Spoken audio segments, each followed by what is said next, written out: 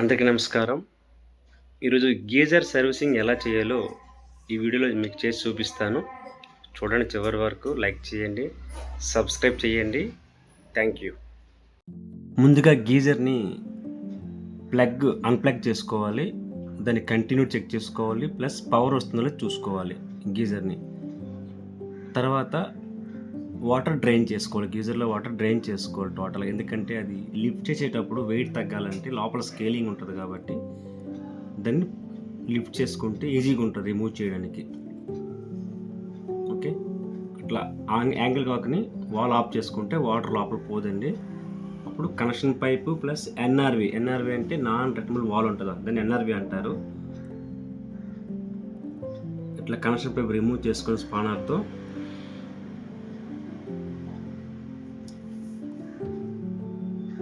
ఇట్లా తీసుకుని తర్వాత ముందుగా నాన్ రిటర్నబుల్ వాల్ దాన్ని కూడా రిమూవ్ చేసేయాలి. దాని వర్కింగ్ ఏంటంటే లోపలికి వెళ్ళే వాటర్ బయటికి రాకుండా ఉండడానికి దాన్ని ఎన్ఆర్వి అంటారు, నాన్ రిటర్నబుల్ వాల్. ఇట్లా ఓపెన్ చేస్తే వాటర్ ఆటోమేటిక్గా వచ్చేస్తాయి. పక్కన ఉన్న అవుట్లెట్ కనెక్షన్ పైపు రిమూవ్ చేయాలి. చేస్తేనే లోపల ఉన్న ప్రతి టోటల్ వాటర్ బయటకు వస్తుందండి. అప్పుడు ఈజీగా ఉంటుంది కింద లిఫ్ట్ చేయడానికి. చూసారుగా మొత్తం వాటర్ బయటకు వచ్చేస్తుంది. ఇది 15 లీటర్ వాటర్ గ్రేజర్ అండి. 2 కిలో వాట్స్. ఇది 2000 వాట్స్ దాని capacity. 15 litres capacity. Watts power 2000 watts. Bajaj company. ఇట్లా పైన క్యాప్ తీసుకుంటే ఆ ఎల్లో కలర్ ఉంది కదా, ఇన్సులిన్. అది లోపల ఏమైనా ఫైర్ అయ్యేటప్పుడు ఫైర్ కంట్రోల్ చేస్తుంది, దానికోసం యూజ్ చేస్తారండి అది. ఇది వైరింగ్ అండి. లోపల 2 థర్మోస్టాటర్లు ఉంటాయి. అది థర్మోస్టాటర్ ప్లస్ థర్మోస్టాటర్ అండ్ రిలే. బజాజ్ ఉంది, అది థర్మోస్టాటర్ అండి. దానికి 2 సెన్సర్లు ఉంటాయి. టెంపరేచర్ సెన్సింగ్ చేసే 2 ఉంటాయి సెన్సర్లు. హీట్ రెండు అండి. అవి లోపల పైప్ ఎలిమెంట్తో వస్తాయండి, పైప్లో పెడతారు. అట్లా 2 ఉంటాయండి దానికి. ఆ 2 రిమూవ్ చేసుకొని టోటల్ వైరింగ్ రిమూవ్ చేసుకోవాలండి. కొత్త వాళ్ళు అయితే ఫోటో తీసుకుంటే మీకు ఈజీగా ఉంటుంది మళ్ళీ పెట్టేటప్పుడు.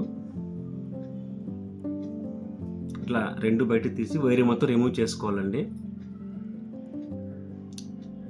నట్ బోల్ట్లు ఉంటుంది మీకు 6 నట్ బోల్ట్స్ ఉంటాయి. ఆ రిమూవ్ చేస్తే ఒక ప్లాంజ్ ఉంటుంది. ప్లాంజ్ రిమూవ్ చేస్తే ఎలిమెంట్ మంచి ఈజీగా వచ్చేస్తుంది బయటికి అండి.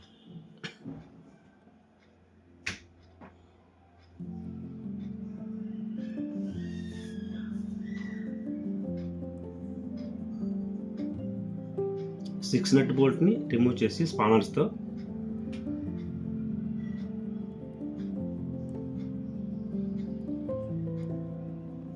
ఇట్లా సిక్స్ నట్ బోల్ట్ తీసేయాలి.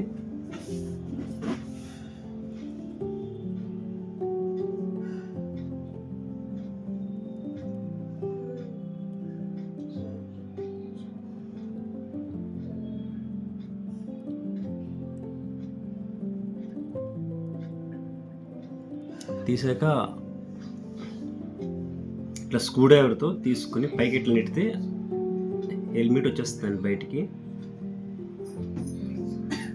చాలా టైట్గా ఉంటుంది, ఎందుకంటే ఫస్ట్ టైం గేజ్ అండి సర్వీస్ చేయడం కస్టమర్. ఇట్లా తీస్తే హెల్మెట్ బయటకు వచ్చేసరికి అట్లా ఎంత స్కేలింగ్ దీనికి పట్టుకుంది. దీనివల్ల ఏంటంటే నేను టెంపరేచర్ బరాబర్ అవ్వదండి, పర్ఫెక్ట్ టెంపరేచర్ రాదు మీకు. ప్లస్ దీనివల్ల లోడ్ పెరిగిపోద్దండి, కరెంట్ బిల్లు ఇట్లా ఎక్కువ వస్తుంది లోడ్ ఎక్కువ ఇవ్వడం వల్ల. ప్లస్ ఆ స్కేలింగ్ వల్ల స్కిన్ ఎలర్జీ వస్తుందండి. చూసారు లోపల ఇన్సైడ్ అట్లా అంత గలీజ్గా ఉంది. చూసారుగా లోపల అంత స్కేలింగ్ అండి, అది వైట్గా ఉన్నది. ఇది outlet pipe, left side right side inlet pipe అండి. లోపల 2 పైప్స్ ఉంటాయి. సరే స్కేలింగ్ ఎంత ఉంది లోపల. హెల్మెట్ అంతా క్లీన్ చేసుకోవాలండి. అది అవుట్లెట్ పైప్ అండి, ఫుల్ లెంత్ పైప్ అవుట్లెట్ అండి. అది చేయి క్లీన్ చేసుకుంటే మొత్తం స్కేలింగ్ బయటకు వచ్చేస్తుంది.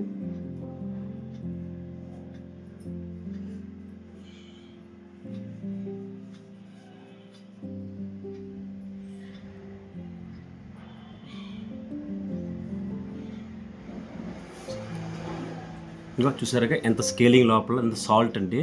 ఇక్కడ వాటర్ ఎక్కువ సాల్ట్ ఉంటుంది లోపల.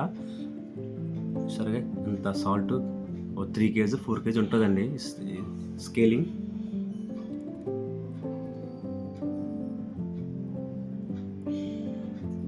ఇట్లా క్లీన్ చేశాక ఇట్లా ఉంటుందండి లోపల.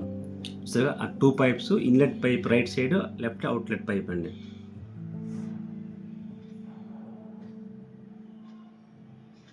ఇట్లా క్లీన్ చేసిన తర్వాత యాజ్ టీజ్గా అప్పటిలాగే హెల్మెట్ని అందులో ఫిక్స్ చేయాలండి. ఫస్ట్ ఏ యాంగిల్లో తీసారో ఆ యాంగిల్లో పెడితే వైరింగ్ ఈజీగా ఉంటుందండి. అలాంటి మార్కింగ్ చేసుకుంది బెస్ట్, ఎందుకంటే కన్ఫ్యూజ్ అవుతాం కాబట్టి మార్కింగ్ చేసుకుంది బెస్ట్ కొత్త వాళ్ళు.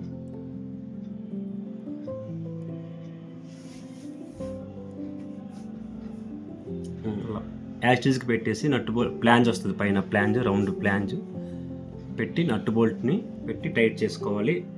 టైట్ని పర్ఫెక్ట్ చేయాలండి. మళ్ళీ వాటర్ లీకేజ్ అయితే ప్రాబ్లం వల్ల పర్ఫెక్ట్ టైట్ చేసుకోవాలి, గ్యాప్స్ లేకుండా.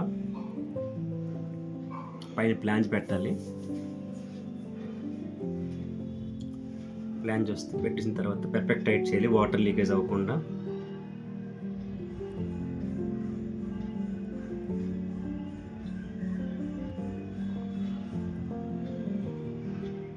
పర్ఫెక్ట్ టైట్ చేయాలి, లీకేజ్ అవ్వకూడదు, వాటర్ లీకేజ్. కొంచెం గ్యాప్ ఉన్న స్టీమ్ బయటకు వచ్చేస్తుంది హీట్ ఎక్కి. అది ఎర్తింగ్ కంపల్సరీ గేజర్కి కంపల్సరీ ఫిక్స్ చేయాలి, ఎవరు మర్చిపోవద్దు. ఎర్తింగ్ అది సేఫ్టీ అండి గేజర్కి, బాడీ షాక్లో ఏం రాకుండా కదండి. వచ్చిన వోల్టేజ్ 0 చేస్తుంటుంది.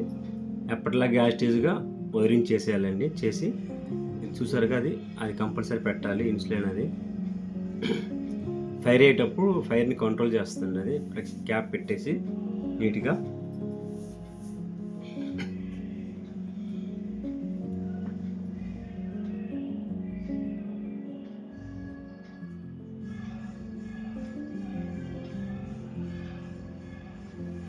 ఎన్ఆర్ఈ పెట్టాలండి. నాన్ రిటర్నబుల్ వాళ్ళు పెట్టాలి కంపల్సరీ గేజర్కి. ఆ పైప్స్ కన్ఫ్యూజ్ అవ్వకూడదండి. ఇన్లెట్ అవుట్లెట్కి, అవుట్లెట్ ఇన్లెట్ పెట్టకూడదు. ఇన్లెట్కే పెట్టాలి, అవుట్లెట్కే పెట్టాలి.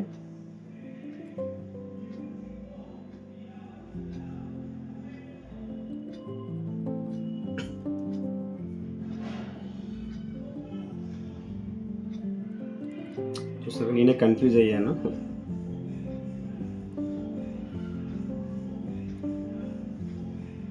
ఇన్లెట్కి అవుట్లెట్ పెట్టుకోవాలండి.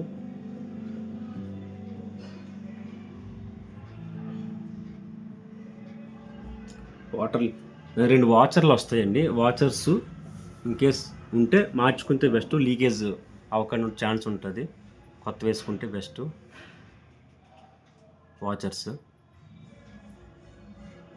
వాచర్స్ ఉంటే టెప్లాన్ టైప్ అవసరం ఉండదండి. ఇంకా యాంగిల్ కాకు వాళ్ళు ఆన్ చేయాలండి.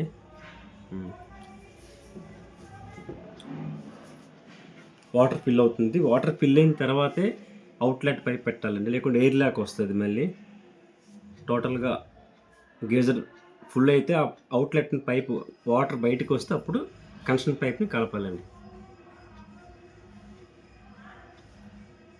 చూసారుగా వాటర్ వచ్చేయండి. ఇప్పుడు కనెక్షన్ పైపు కలపాలి.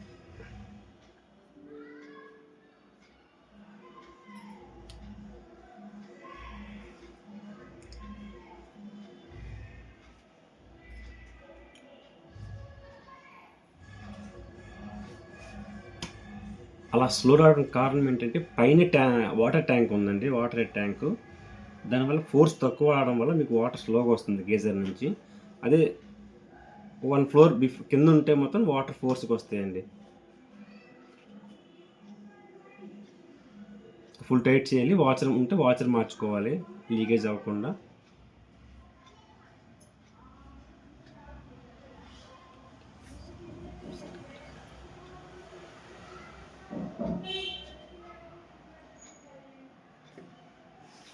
పెట్టాక ట్యాప్ చెక్ చేసుకోవాలి, వాటర్ వస్తుందో లేదో చూసుకోవాలి. ఓకే, వస్తుందండి. ఆ వాటర్ స్లో చెప్పానుగా రావడానికి కారణం పైన ట్యాంక్ ఉండడం వల్ల ఫోర్స్ తక్కువ వస్తుందండి, దానివల్ల స్లోగా వాటర్ వస్తున్నాయి. ఇప్పుడు ప్లగ్ చెక్ చేసుకొని యాక్టివ్గా ప్లగ్ పెట్టి ఆన్ చేయాలండి. ఆ నాబ్ చెక్ అది టెంపరేచర్ కంట్రోల్ నాబ్ అండి, హైలో మీడియం. ఓకే, చూసారుగా ఇండికేటర్ వస్తుంది, ఆన్ అయిందండి. ప్రజెంట్ హీట్ అవుతుందండి గీజర్ని. ఓకే, ఈ వీడియో నచ్చితే లైక్ చేయండి, సబ్స్క్రైబ్ చేసుకోండి. Thank you.